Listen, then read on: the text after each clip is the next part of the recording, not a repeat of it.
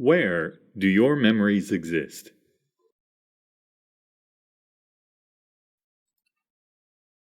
In the 5th century BC, Alcmaeon of Croton was dissecting an animal when he discovered the optic nerve. His findings led him to theorize that thoughts and feelings reside in the brain. However, in response to this rather modern theory, Aristotle clung to the old argument that human intellectual processes take place in the heart. Aristotle and many of his contemporaries believed that the brain was responsible for cooling the blood that the heart overheated. Resistance to new ideas is common. Indeed, even updating old ideas, such as the inaccurate idea that we only use 10% of our brains, can take time in a culture. For 300,000 years, we have known little about how our brains worked, and yet still we survived. However, the goal of this lesson is to provide a bit more knowledge about your brain so you may gain a bit of an edge for you and your family. Neuroscience is the study of the brain and how it functions. In this lesson, we'll look at the development of memory through our lives so we can recognize, adopt, and encourage behaviors that will improve how it functions. Memory is the way we encode, store, and retrieve our experiences and knowledge. If we didn't have memories, we'd just be a body, unable to communicate and oblivious to how to survive in the world around us.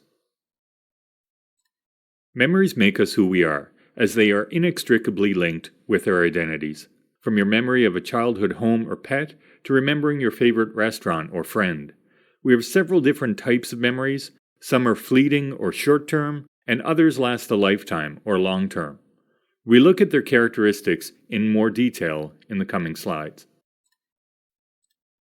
Explicit memories are the long-term memories we are aware of. The coffee you enjoyed with a friend. That time as a child when the neighbor's dog scared you. Knowing that spiders have 8 legs. These are known as explicit memories, ones we can consciously recall. Typically, when we talk about remembering things, we're referring to explicit memory, which is consciously recalled. Explicit memories can be episodic, meaning that they relate to experiences or episodes in your life. An example, the first time you were stung by a bee. Or they are semantic, relating to facts or general knowledge. For example, the brain has 90 billion neurons. Implicit memories are the long-term memories we're not conscious of. When you talk, your lips and tongue move in a way that reproduces sounds you've learned. And when you walk, you're using motor memories to coordinate your gait. Implicit memories are unconscious long-term memories. Your unconscious memories can be procedural, involving learned motor skills, like how to ride a bike or how to type using a keyboard. They can also result from priming, which occurs when exposure to one stimulus influences your brain's response to another. For example, in word judging tasks, participants identify pairs of associated words, such as bread butter, faster than non-associated pairs, such as bread doctor. The shortest type of memory is known as working memory, which can last just seconds. This is what we use to hold information in our head while we engage in other cognitive processes. An example is trying to remember the numbers a new friend recites to you as you try to navigate your phone's menu to add a new contact.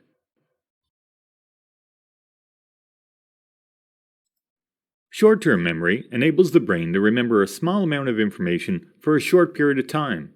It can hold about 7 items plus or minus 2 and usually lasts for not more than 1 minute. Duration of short-term memory can be increased by rehearsal, active maintenance, or chunking. How are memories formed? The brain simmers with activity. Different groups of neurons, nerve cells, responsible for different thoughts and perceptions, drift in and out of action. Memory is the reactivation of a specific group of neurons formed from persistent changes in the strength of the connections between neurons.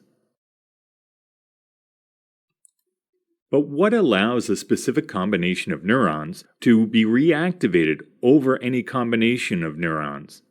The answer is synaptic plasticity.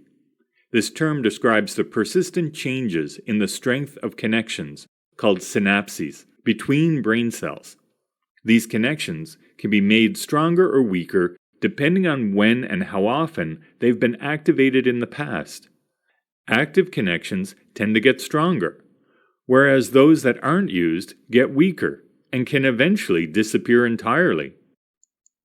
A connection between two neurons becomes stronger when neuron A consistently activates neuron B, making it fire an action potential or spike. And the connection gets weaker if the neuron A consistently fails to make neuron B fire or spike.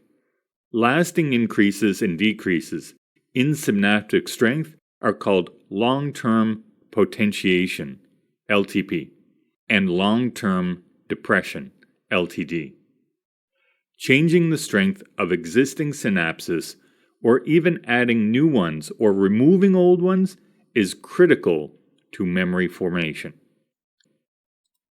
There is also evidence that another type of plasticity, not directly involving synapses, could be important for memory formation. In some parts of the adult brain, such as the important memory structure known as the hippocampus, brand new neurons can be created in a process called neurogenesis. Studies in older mice have shown that by increasing neurogenesis in the hippocampus, memory can be improved. In humans, exercise has shown to increase the volume of the hippocampus, suggesting new neurons are being created, and at the same time improve performance in memory tasks. Replenishing your brain. Many dietary components, such as curcumin, resveratrol, blueberry polyphenols, sulforaphane, salvionic acid, polyunsaturated fatty acids, or PUFAs, as well as caloric restriction, physical exercise, and learning have been shown to induce neurogenesis in adult brains. Deplenishing your brain. Intrinsic factors such as aging, neuroinflammation, oxidative stress, and brain injury, as well as lifestyle factors such as high-fat or high-sugar diets and alcohol and opioid addiction, negatively affect adult neurogenesis. Memories occur when specific groups of neurons are reactivated. In the brain, any stimulus results in a particular pattern of neural activity. Certain neurons become active in more or less a particular sequence. If you think of your cat, or your home, or your 5th birthday cake, different groups of neurons become active. The theory is that strengthening or weakening synapses makes particular patterns of neurological activity more or less likely to occur. As a 5-year-old, if given the word house, you might have imagined a drawing of a house. As an adult, upon hearing the same word, you may well picture your own house, a different response for the same input. In our house example, the different responses for the same input occurs because your experience and memories have changed the connections between the neurons, making the old house ensemble less likely to occur than the new house ensemble. In other words, recalling a memory involves reactivating a particular group of neurons. The idea is that synaptic plasticity, driven by repeated experience, can change the connection strengths between neurons. Sleep is essential for memory formation.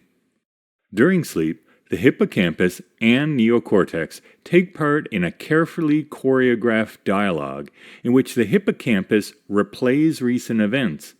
The same hippocampal neurons activate during an experience become activated again during slow-wave sleep, over and over in a time-compressed manner, helping to update the neocortex as to what needs to be stored. This replay only occurs during sleep. So if you're skimping on sleep, you aren't letting your brain consolidate memories. Memories aren't stored just in one part of the brain. Different types are stored across different interconnected brain regions. For explicit memories, which are about events that happen to you, episodic, as well as general facts and information, semantic, there are three important areas of the brain: the hippocampus, the neocortex, and the amygdala. The hippocampus, located in the brain's temporal lobe, is where episodic memories are formed and indexed for later access. Episodic memories are autobiographical memories for specific events in our lives, like the coffee we had with a friend last week. How do we know this? In 1953, a patient named Henry Molaison had his hippocampus surgically removed during an operation in the United States to treat his epilepsy. His epilepsy was cured, and Molaison lived a further 55 healthy years. However, after the surgery, he was only able to form episodic memories that lasted a matter of minutes. He was completely unable to permanently store new information. As a result, Molaison's memory became mostly limited to events that occurred years before his surgery, in the distant past. He was, however, still able to improve his performance on various motor tasks, even though he had no memory of ever encountering or practicing them. This indicates that although the hippocampus is crucial for laying down memories, it is not the site of permanent memory storage and isn't needed for motor memories. The study of Henry Molaison was revolutionary because it showed that multiple types of memory existed. We now know that rather than relying on the hippocampus, implicit motor learning occurs in other brain areas, the basal ganglia and the cerebellum. The neocortex is the largest part of the cerebral cortex, the sheet of neural tissue that forms the outside surface of the brain, distinctive in higher mammals for its wrinkly appearance. In humans, the neocortex is involved in higher functions such as sensory perception, generation of motor commands, and spatial reasoning and language. Over time, information from certain memories that are temporarily stored in the hippocampus can be transferred to the neocortex as general knowledge. Things like knowing that coffee provides a pick-me-up. Researchers think this transfer from the hippocampus to neocortex happens as we sleep. The amygdala, an almond-shaped structure in the brain's temporal lobe, attaches emotional significance to memories. This is particularly important because strong emotional memories, example, those associated with shame, joy, love, or grief, are difficult to forget.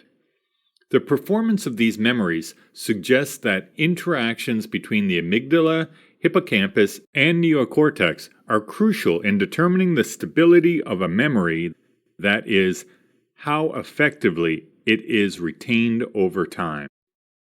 There's an additional aspect to the amygdala's involvement in memory. The amygdala doesn't just modify the strength and emotional content of memories, it also plays a key role in formatting new memories specifically related to fear. Fearful memories are able to be formed after only a few repetitions. This makes fear learning a popular way to investigate the mechanisms of memory formation, consolidation, and recall. Understanding how the amygdala processes fear is important because of its relevance to post-traumatic stress disorder, PTSD, which affects many of our veterans as well as police, firefighters, paramedics, and others exposed to trauma. Anxiety in learning situations is also likely to involve the amygdala and may lead to avoidance of particularly challenging or stressful tasks. Implicit memories, such as motor memories, rely on the basal ganglia and cerebellum. The basal ganglia are structures lying deep within the brain and are involved in a wide range of processes such as emotion, reward processing, habit formation, movement, and learning. They are particularly involved in coordinating sequences of motor activity, as would be needed when playing a musical instrument, dancing, or playing basketball. The basal ganglia are the regions most affected by Parkinson's disease. This is evident in the impaired movements of Parkinson's patients. The cerebellum, a separate structure located in the rear base of the brain, is most important in fine motor control, the type that allows us to use chopsticks or press the piano key a fraction more softly. A well-studied example of cerebellar motor learning is the vestibular ocular reflex, which lets us maintain our gaze on a location as we rotate our heads. Short-term working memory relies most heavily on the prefrontal cortex. The prefrontal cortex, PFC, is the part of the neocortex that sits at the very front of the brain. It is the most recent addition to the mammalian brain and is involved in many complex cognitive functions. Human neuroimaging studies using magnetic resonance imaging, MRI machines, show that when people perform tasks requiring them to hold information in their short-term memory, such as the location of a flash of light, the PFC becomes active. There also seems to be a functional separation between left and right sides of the PFC. The left is more involved in verbal working memory, while the right is more active in spatial working memory, such as remembering where the flash of light occurred. What makes memories? Your experiences in the world are based on information received through a combination of senses: sight, touch, hearing, taste, and smell. Some memories seem seared into our brains, while others are fleeting wisps of recollection. What affects the strength and duration of memories? What makes memory stronger? One thing that helps make a memory robust is if it has strong emotional content. You probably still remember your first kiss, or where you were when you found out a close family member had passed away. This happens because of the amygdala, which brain imaging studies have shown is activated by emotional events. The amygdala boosts memory encoding by enhancing attention and perception, and can help memory retention by triggering the release of stress hormones such as adrenaline and cortisol to boost arousal. While memories of a stressful event can be enhanced, stress tends to have a negative effect on memory storage for events that coincide with but are not the direct cause of the stress. Stress also alters the way that our brain processes information, changing from a flexible, holistic approach to more rigid stimulus-response associations. This can change the nature of the memory stored, as well as what we recall under stress.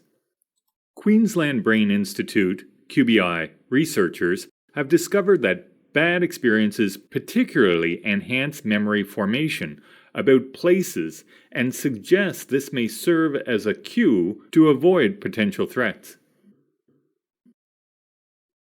Memory pathways. A good analogy for memory formation is the way foot traffic creates a path along a stretch of grass. The more a patch of grass is trampled as people pass along it, the clearer the path becomes and the easier it is to follow. It's as if a memory of all the walking has been created. The same thing happens in the brain. The more a neural pathway is activated, the stronger the synaptic connections along the way become. Then, when a thought enters our head, say a tropical beach, we recall related experiences or knowledge, such as putting on sunscreen and the feel of sand, as our minds funnel our thoughts along well-established neural pathways. How memories are accessed. A memory of the coffee you had with a friend last week, for example, could include the taste and smell of the coffee, the cafe's interior design, the sound of the ambulance's siren as it drove past, and the topics of conversation you discussed. These components of your experience would have activated various parts of your neocortex, but the episode itself would initially be stored in the hippocampus. Over time, this memory is consolidated, with its long-term storage thought to be distributed in different parts of the neocortex. According to one popular theory, the hippocampus is critical, serving as a memory index. To use an analogy, when functioning well, memory is like a digital database or an old-style office filing cabinet. Something triggers a search of the database, and we retrieve and recall the memory. When your friend mentions how much she liked the cafe's stylish interior, you picture the inside of the cafe, making your visual cortex, the part of the brain that receives and processes sensory nerve impulses from the eyes, become active in a similar pattern to when you saw the cafe firsthand. Because of synaptic plasticity and strengthened connections, the visual seed is enough to access the cafe with friends scene in the hippocampus index. To actually recall the memory, the hippocampus then directs neural traffic back to the appropriate circuits of the neocortex, reactivating the sound of the ambulance siren, the taste of the coffee, the topics of the conversation, and any other components of the cafe with friend memory. This idea of memory indexing and recollection is only a theory. As we age, our ability to learn and remember changes. Due, for example, to infantile amnesia. Most of us can't remember anything about being a toddler. We don't know why. The memories might still be there, but not easily accessible. Or it could be that the circuits holding those earliest memories are overwritten when the new brain cells are produced and integrated. Around adolescence, our prefrontal cortex, which controls planning, decision-making, and working memory, develops significantly. Our ability to plan for the future improves, and we can process more information when deciding between different options. Our ability to remember new information peaks in our 20s and then starts to decline noticeably from our 50s or 60s. Because the hippocampus is one brain region that continues producing new neurons into adulthood, it plays an important role in memory and learning. The section called the dentate gyrus is where the new neurons are created. Many are produced during childhood, but actively in the dentate gyrus. But activity in the dentate gyrus slows down as we age. The reason for memory decline isn't known, but may involve this decreased rate of neurogenesis.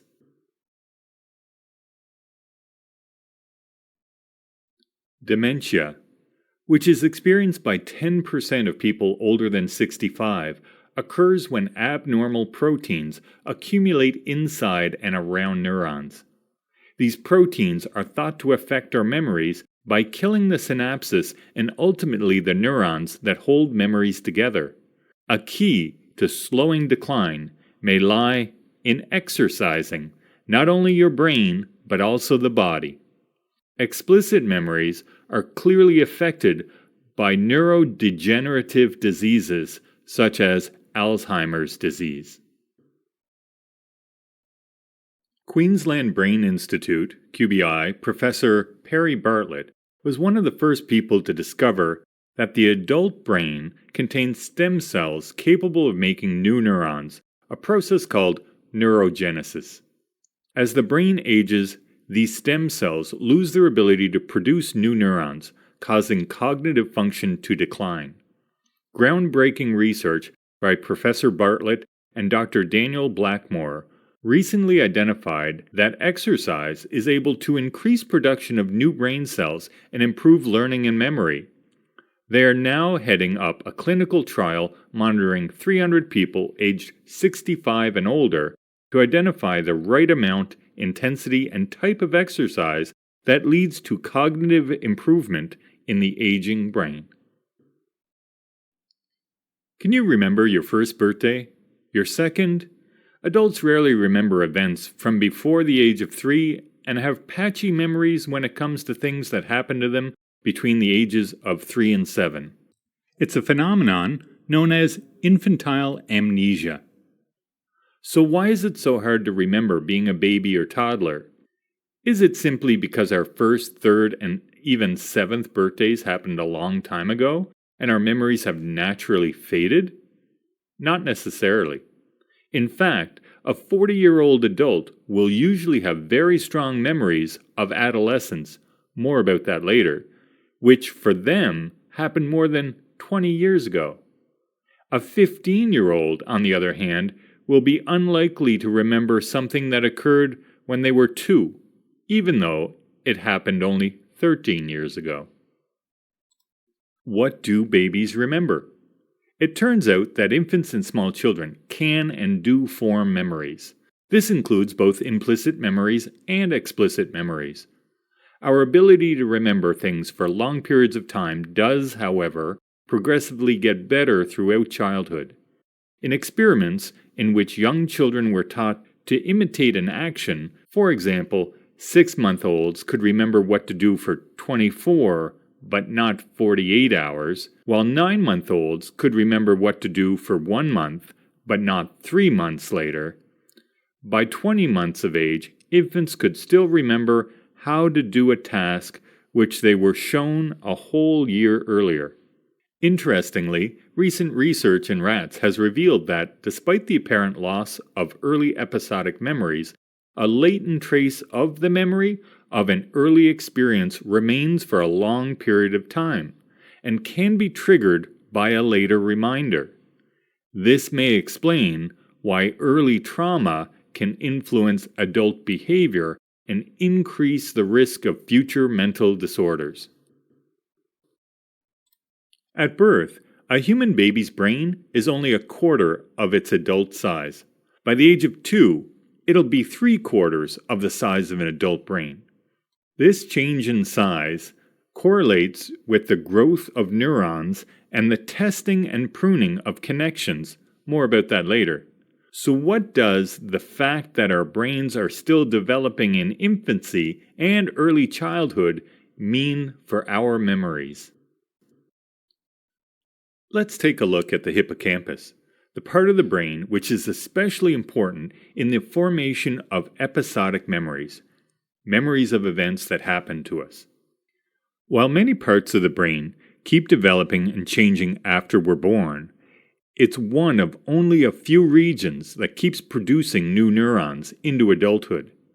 When we're little, for example, a part of the hippocampus called the dentite gyrus is in overdrive, making neurons at a great rate.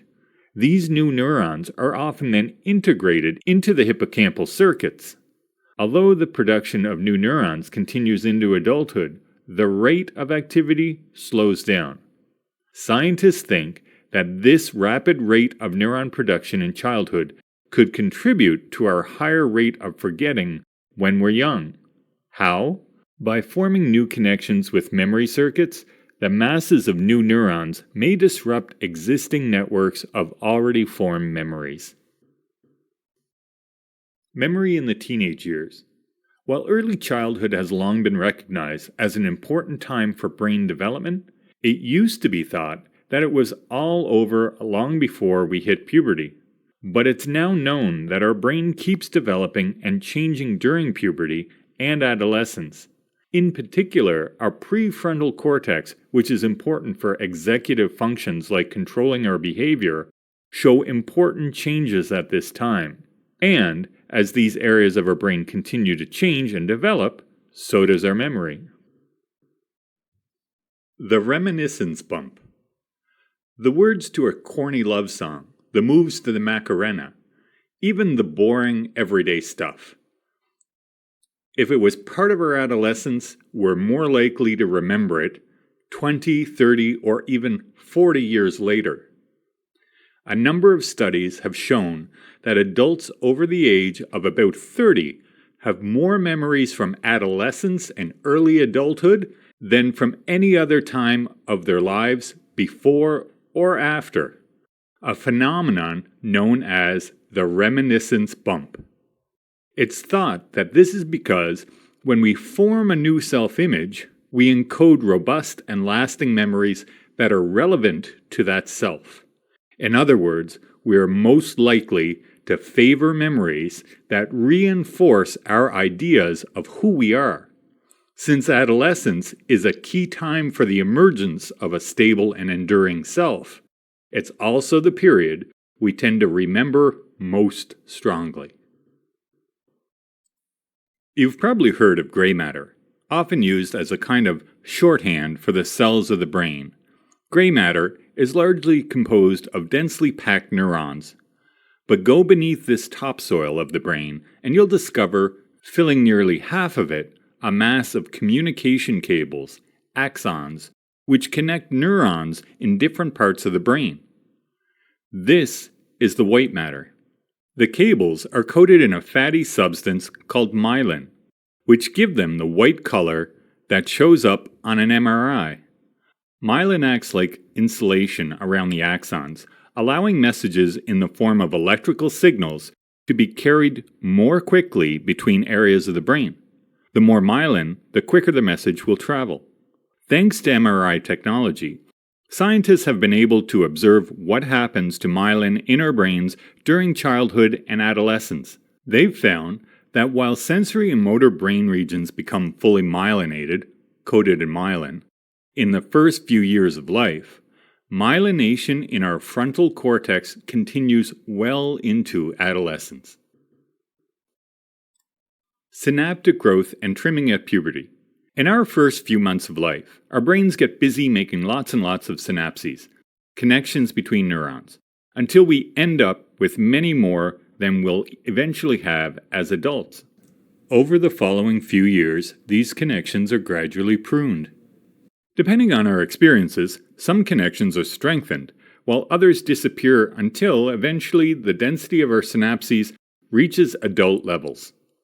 But in our prefrontal cortex, it seems that this happens a second time.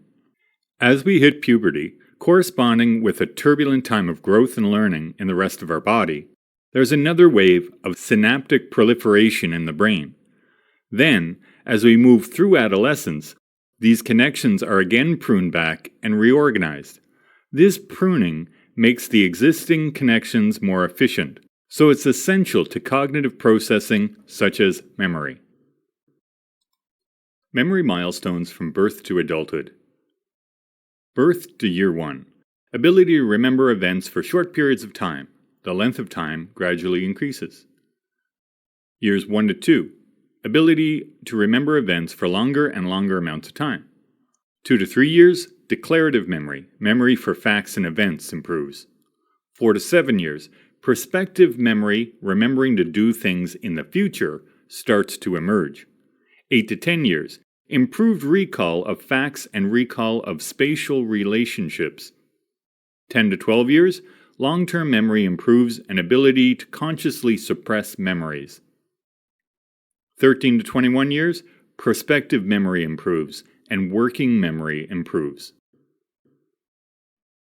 What now comes to your mind when you see these key parts of your brain? The neocortex, particularly the part of it called the prefrontal cortex. The basal ganglia. The cerebellum. The hippocampus, the amygdala. Try to keep these key terms in mind. Long-term memory, explicit, episodic and semantic, implicit, procedural and priming. Short-term memory, 7 plus or minus 2 items. 15 to 30 seconds. Neurogenesis. You can follow these tips to help keep your memory sharp. Good nutrition, physical exercise, meditation. Reduce stress, exposure to pollutants. Avoid head trauma, and keep learning. Here are some interesting additional resources you may like to review. Thank you for reviewing the Where Do Your Memories Exist presentation. The majority of information presented comes from the Queensland Brain Institute, University of Queensland in Australia. The information presented on the replenishing and deplenishing your brain slides comes from Oxford academic articles.